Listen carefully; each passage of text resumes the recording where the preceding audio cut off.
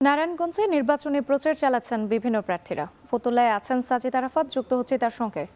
সাজিদ, নির্বাচনী প্রচারণা কেমন দেখছেন এবং প্রচারে কি প্রতিশ্রুতি দিচ্ছেন প্রার্থীরা?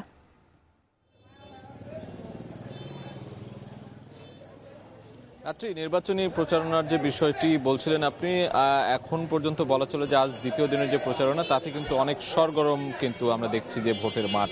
প্রার্থীরা তাদের নিজ নিজ এলাকায় উঠান বৈঠক করছেন, তাদের যে সমর্থক রয়েছে তাদেরকে নিয়ে মিছিল করছেন, স্লোগান দিচ্ছেন এবং ভোটারদেরকে নানান ধরনের প্রতিশ্রুতি দিচ্ছেন। তারই অংশ হিসেবে আমরা এই মুহূর্তে রয়েছি নারায়ণগঞ্জ 4 আসনে ফতুল্লায়।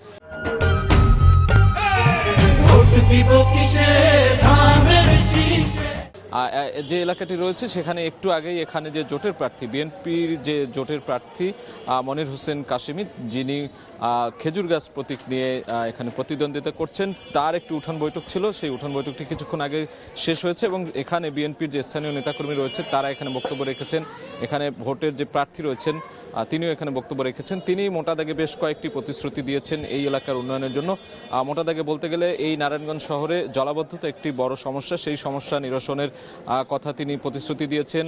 মাদকমুক্ত, সন্ত্রাসমুক্ত এবং চাঁদাবাজ মুক্ত একটি নিরাপদ নগরী গড়ার প্রতিশ্রুতি তিনি দিয়েছেন তিনি যদি নির্বাচিত হন, এবং তিনি ভোট প্রার্থনা করেছেন আগামী 12 ফেব্রুয়ারি যে নির্বাচন হতে যাচ্ছে সেখানে তিনি যেহেতু জোটের প্রার্থী, সেই জায়গা থেকে তিনি তার যে প্রতীক রয়েছে খেজুর গাছ, সেই খেজুর গাছের তিনি ভোট চেয়েছেন। এখানে তিনি গণসংযোগ করেছেন, কিছুক্ষণ আগে উঠান বৈঠক করেছেন। এরই মধ্যে আজকে জানেন যে শুক্রবার দিন নামাজের প্রস্তুতির অংশ হিসেবে খুব সংক্ষিপ্তভাবে বক্তব্য রেখে এখান থেকে তারা চলে গিয়েছেন। অন্য জায়গায় দুপুরের পরে আবার প্রচারণা চালাবেন।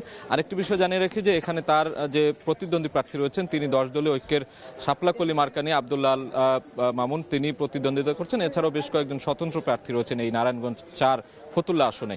তো প্রচারণা বলা চলে যে একেবারে জমজমাট অবস্থায় সব দলের প্রার্থীরাই কিন্তু প্রচারণায় নেমেছেন। এখন পর্যন্ত তাদের যে প্রতিশ্রুতি, সেই প্রতিশ্রুতিগুলো ভোটারের দ্বারে দ্বারে গিয়ে দিচ্ছেন তারা।